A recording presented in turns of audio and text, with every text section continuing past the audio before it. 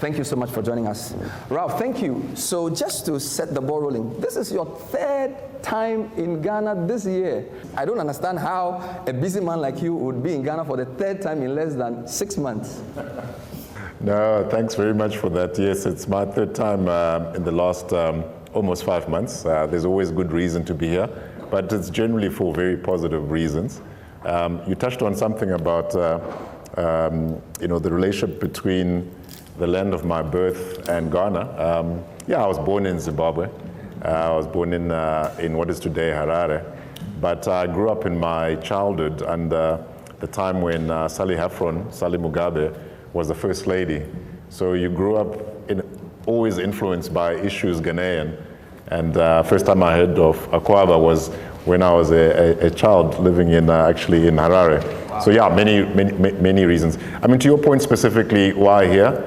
We always have a continuous program of visiting kind of our priority markets for sure. Ghana being the third largest market within the MTN portfolio, there's always good reason to be here. But we feel that this time round, it's particularly important to come and really understand what is going on in the broader Ghanaian society, occasioned by the challenges that we're seeing more globally. There's a lot that's happening globally. We thought we had exited COVID and the conditions that COVID created, and we're in the year and other things have happened. So for us, in many respects, I'm here with my group chairman. It's part of just being on the ground, talking to stakeholders, talking to journalists, community as well, so that we are better informed about what's happening and what role we can play as the group to support socioeconomic progress of Ghana.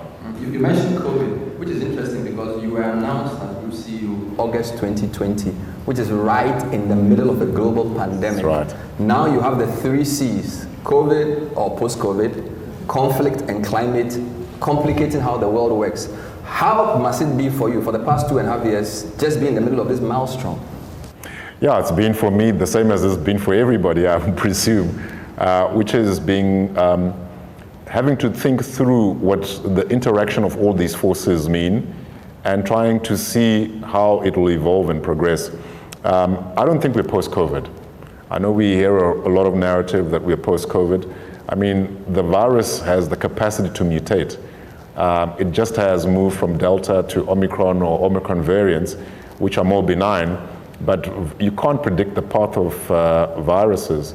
So I would like to think that we are behind the hard lockdown arrangements of COVID because we have very effective vaccines that have been developed and are available. Yes, we've had our challenges across markets to access those vaccines, but I'd argue that on COVID, yes, we are behind it, but we need to maintain our vigilance such that if another variant came along. But to your point, what we're now dealing with, and these things all interact, is the conflict, the Ukraine-Russia war. And I think what has surprised many, and it's something that we need to think about as Africans, is how much dependency on food, particularly wheat and sunflower, we've had as Africans who have 70% of all available uncultivated arable land is on the African continent, yet we're importing so much wheat, sunflower oil. A country like Sudan, where we operate in, 80% of wheat comes from those 2 countries. So conflict has driven a lot of shocks into what was already a rising inflation environment. Food and energy prices in particular were most impacted. And I think what we're now seeing as a consequence of that is that we are facing potentially a global recession. And even the US is surprised by the level of inflation. So the conflict has manifested itself globally, and I think the biggest impact is going to be in emerging markets such as the ones we operate in as MTN. Ghana would also be affected. So that's on the C side. And the climate change is linked to the conflict because all of a sudden Russian gas and oil sanctions are coming up. So there's almost a little bit of a retroactive response back to using lots of coal and looking at to tapping resources in terms of oil and gas in other markets. Yeah. So I think we're going to see a bit of a challenge on the progress towards net zero.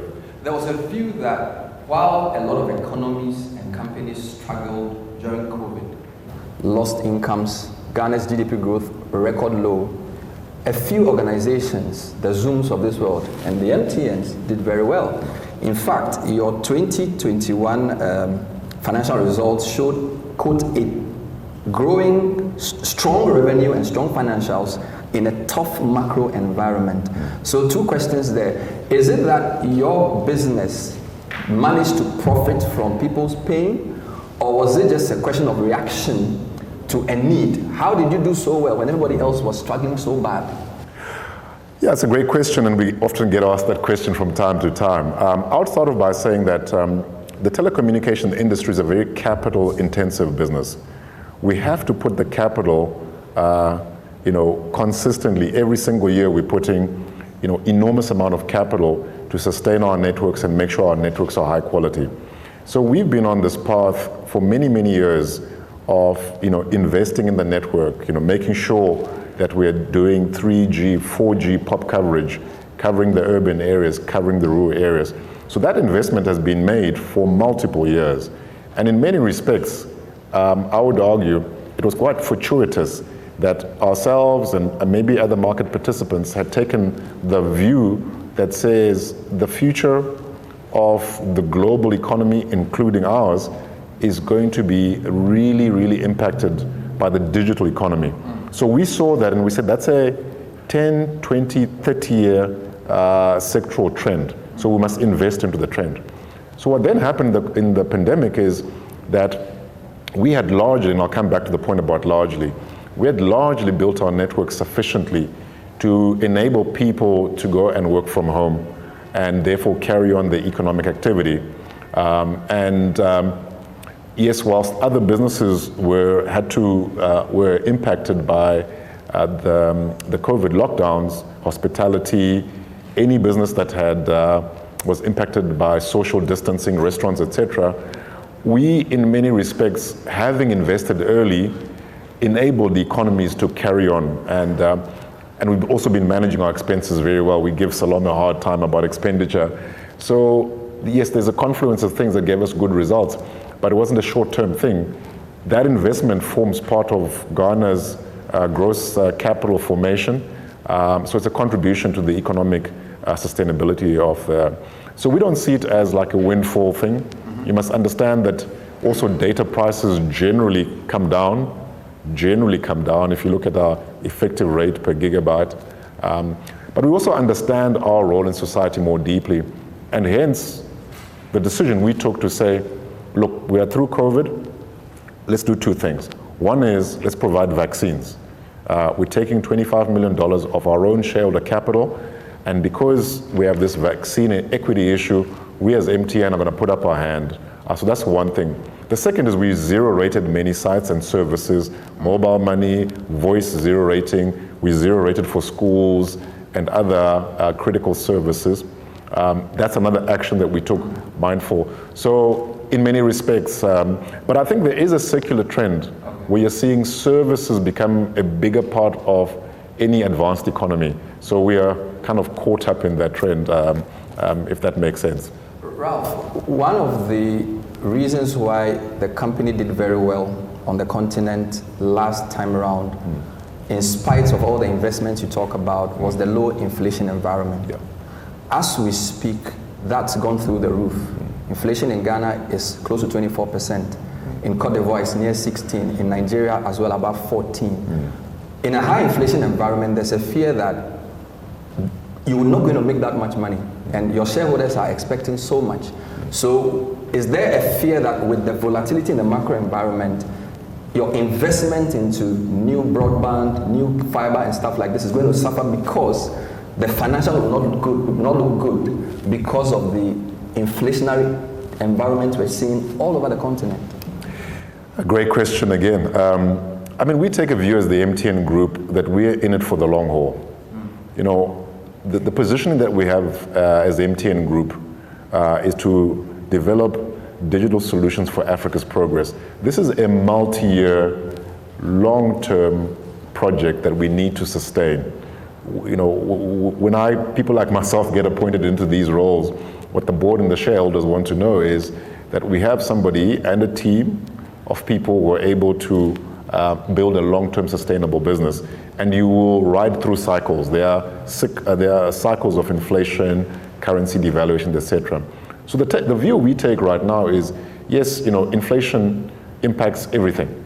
And not just our business model, but pretty much every single business model. I'm not sure there's maybe parts of life insurance benefit from rising inflation positively. Maybe some banks or parts of banks do that.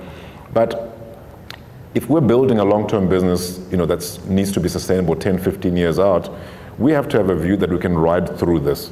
And yes, it might not be cyclical, as some of the central banks might have thought 2 years ago about that inflation is transitory. It seems that it's here for a period of time.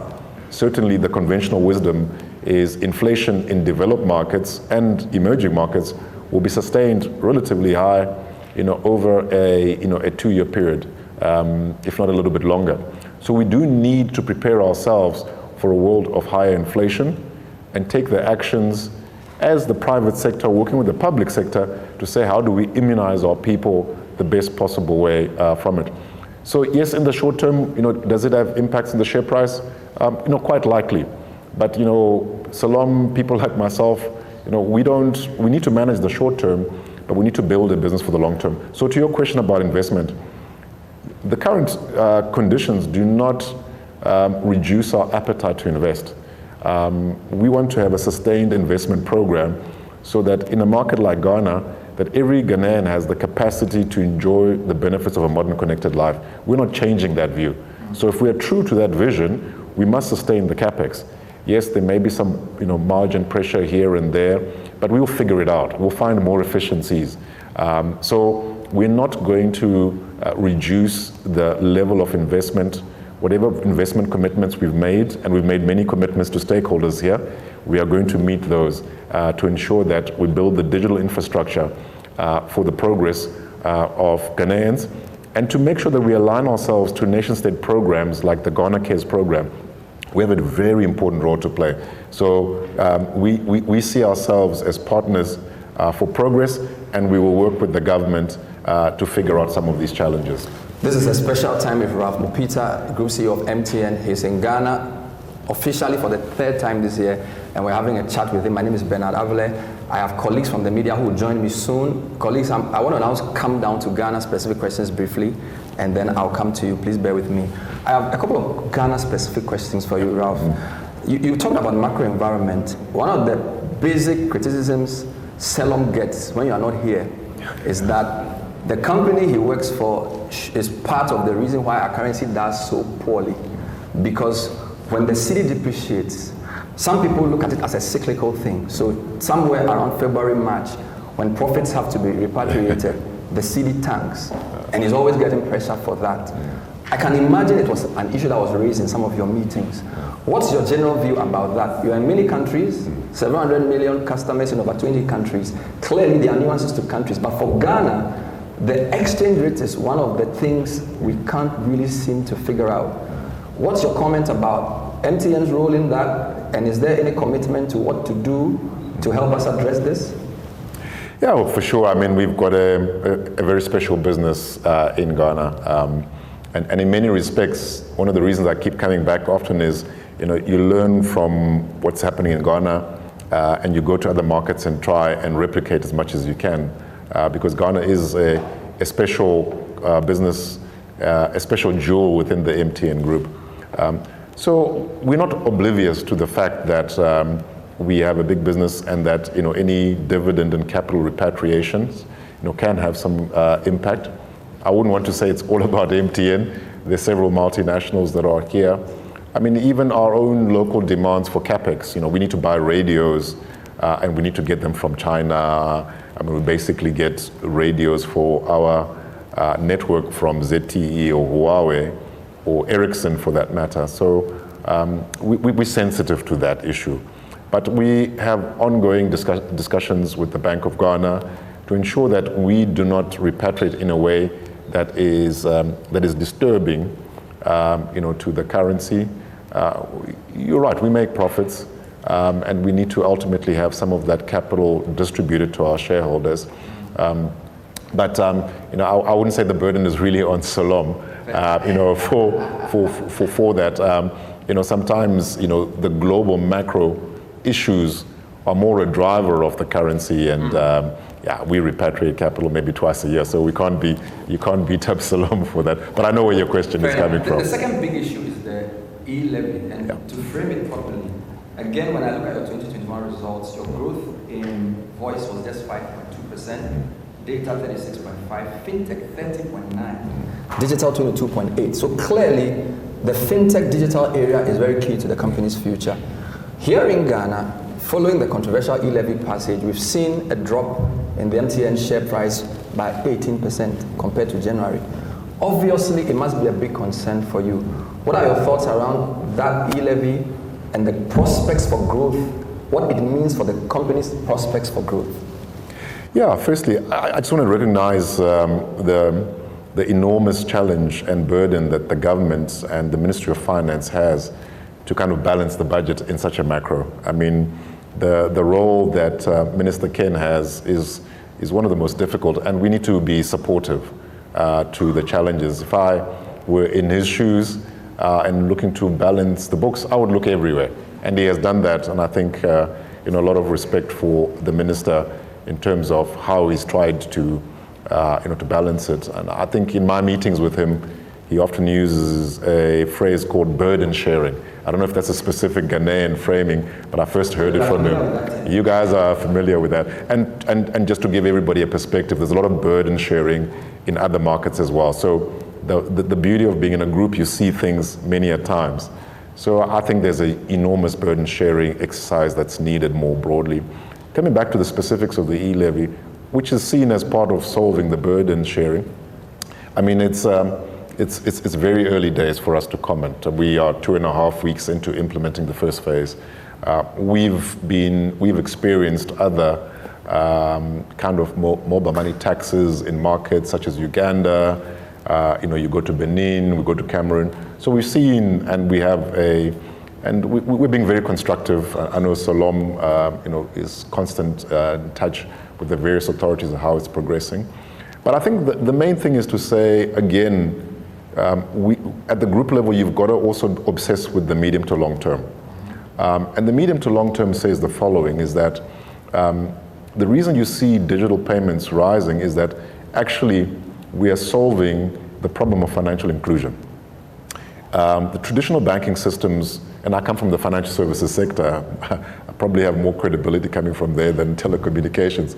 But one of the things that traditional banking and insurance systems did not have the capillarity of going very deep and driving financial inclusion, just because of their cost structures. So I think there is a structural medium to long-term view where the economy shifts towards more services and the digital ecosystem plays a bigger role. I think in time you'll see that, particularly if we're able to really drive regional integration from an AU perspective, that the digital ecosystem. So there's a balancing here that needs to be carefully thought of around the fiscus, around the investment in the digital ecosystem. What we are certainly doing as MTN, both at the group level and in Ghana, is we are going to continue investing in driving an expansion of the digital ecosystem to enable e-commerce, to enable payments. We'll have some short-term pressures on revenue for sure, but you've got to look around the corner. You've got to look over the hill to say, what is the direction of travel? The direction of travel is, deepening payments, e-commerce, bank tech, insurtech. Those verticals are the future of what will sustain particularly small, medium enterprises who need very specific situations to make their businesses successful. And so, the e-levy, it's as I said, it's early days. If you ask me the question in 6 months' time, I'll have more data and I can comment more authoritatively. Let's just wrap it up with a final question. You said Ghana was the crown in the jewel, third largest market. I wonder why. Is it because we seem to be ahead on the fintech side? Because when we scan the sub-region, You seem to be a bit behind in Nigeria when it comes to some of the licenses for mobile. And it's not just MTN, it's generally, the market seems to be more bank driven. Ghana appears more Fintech telco driven on the mobile financial services side. Just walk us briefly through what it is about the Ghana market that excites you, and in doing so, also give us some insights into MTN's plans for, like, say, a bank in the future and the role Ghana has to play in there. It's a lot of things into one question because my colleagues are looking at me, they want to come in, so I'm bundling everything. So the Ghana-Nigeria relativity, the regulatory environment, then the issue of the MTN bank, where it's headed, and Ghana's role in all of that.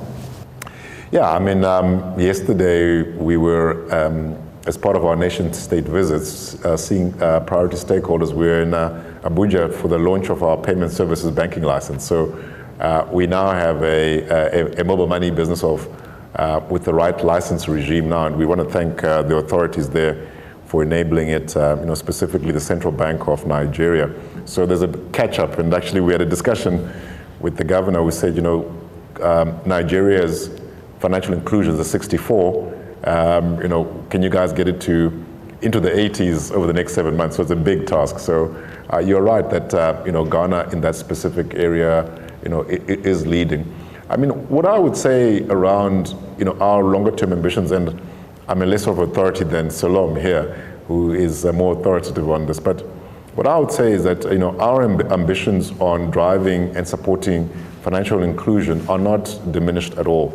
In fact, we are more resolute around the investment and bringing partnerships that help us to scale and enable the lady. I always say, I use the story. There's a lady in Kumasi who's making baskets, as an example. Why should Ghana be her market? Why not the world? Why can we not create the apps and the logistics infrastructure such that she on her phone can sell those baskets to people in South Africa, to people in the US? Because that is the direction of travel, and we want to participate in that. And in terms of a banking license, I think we're quite happy with the e-money license that we have right now. But if ever a time came where we wanted to have a different kind of license regime, we would obviously talk to the authorities, the Bank of Ghana, and explain the reason why. That time may well come, but it's not something that is exercising our minds now. But our commitment to driving financial inclusion remains undiminished. And in fact, we're more excited. And we are talking to the stakeholders about, and then I touch on your third question, what excites us about Ghana, is we are talking about to the authorities about, what is the scope of creating Silicon Valleys in places like Ghana, okay?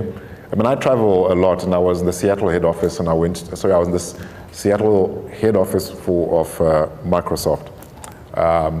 And you see around the campus just all these Africans, cloud engineers, and you think, but these people, you ask them, they're first generation Africans. That means they grew up in Accra, they grew up in Abidjan. Why don't we solve these things? So what excites me about Ghana is, it's a vibrant democracy, and don't underestimate the importance of vibrant democracies. You're seeing, democracy go the other way in parts of the world. That democracy must always be something that is cherished and nourished, and the robustness and the noisiness of a democracy is not something to frown upon, but actually to seek good in that. The second is, there's a lot of vibrancy around the talent and the entrepreneurship of the people. Ghana has our best merchant ecosystem when we look around our fintech businesses. It is just a show of just the entrepreneurial zeal and ability, and new cases, solutions to problems. We see a lot here. And it's not just really about the fintech business, but more broadly about how do we run our business. Now, when I finish this interview, I'm going to have the other operations phoning me, but Ralph, you were saying Ghana is the jewel. What about us? And I'll tell them the same thing, that you also are jewels. So, I mean, we are super, super, super encouraged. We understand that there are some, short-term challenges that are hitting everybody. It's not just a Ghanaian dynamic, it's South Africa, it's Nigeria, it's Cote d'Ivoire, it's the developed markets who are dealing with 9% inflation in the US, in the Eurozone, similar level. But as Africans, we'll get through this.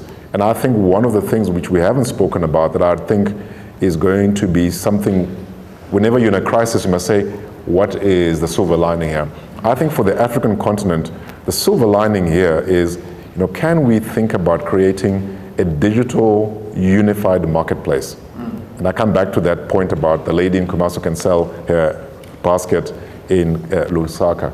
So there's a real opportunity here to shape our own futures and solve our own challenges. I want to wrap up with a final question. And I think when you made reference to the Western portfolio investors just selling, it took my mind back to a discussion we had in Ghanaian media about how the global finance is not very fair to Africa. I'll give you a couple of examples. So rating agencies, they really have a narrow view of the continent. So a country like Ghana, 30 years stable democracy, the risk premium they place on debt to Ghana is different from countries in Asia and Europe who have worse democratic credentials. So there's a view that capital is very cultural and ethnic, and we have to support the growth of a new capital class in Africa, build our own rating agencies, change the narrative so we can help develop the continent, not just make profit. You have 720 something million customers. You are a very large company. 276. 270, okay. 276. 270. So you are bigger than many countries. You are in over 20 countries. Do you take the responsibility as MTN to help in that effort? Because it's not just making profit and making your shareholders happy. It's about helping to develop the continent. We are mostly commodity exporters. And if we have to develop, we can't be exporting things raw. My question to you is, beyond helping MTN become a great business, do you see a responsibility behold on you, not you as a person, but as a company, in leading a new capital class, changing the global conversation about the continent? If so, what kind of realistic commitments can you make in that regard? It's a great set of questions, and it's at the core of what we believe at MTN. I mean, I raised the point earlier on that we see ourselves as a Pan-African business. We are exiting the Middle East over the medium term. We've made some exits and committing ourselves wholly to the African continent. So Africa is home for us. We are not going anywhere else. And so we have to make it work at home. So the economic conditions are very tough at the moment. And hence, we are on these stakeholder trips to really understand so we can be part of the solution rather than the problem. So we start with the view, and which I want to correct and make sure that it's correctly framed, is we see our role over time as driving digital and financial inclusion. And I often add to that, and my colleagues often say, to give our people dignity and hope. That's what we do at MTN, to drive digital and financial inclusion, to give our people dignity and hope. And that's a long-term goal. So when we see short-term or medium-term challenges around investment, as I said, we're staying invested. The plans that we saw for CapEx investment in Ghana, we are committed to those, not despite the challenges. So to your point, I'm also sure we need a new kind of class, but what we need are people and corporates that are committed to the development of this continent, knowing that we are going to get this through all of this. And I think the three C's that you've raised, COVID, the conflict, climate change, should get us all as Africans, because I don't think one African country will solve it by itself. It's not strong. But the African continent as a collective is extraordinarily powerful. The human capital, the land that we have, the potential of our people. And you need, dare I say, companies like MTN that are saying we are committed to driving and finding the solutions. Because as you say, if you depend on portfolio investment, you are at the vagaries of the changes in economic and and different views. And that is very dangerous. You need long-term capital, you need committed capital, and long-term and committed capital is what MTN Group is on the African continent. I think a round of applause is not bad. Thank you, Ralph.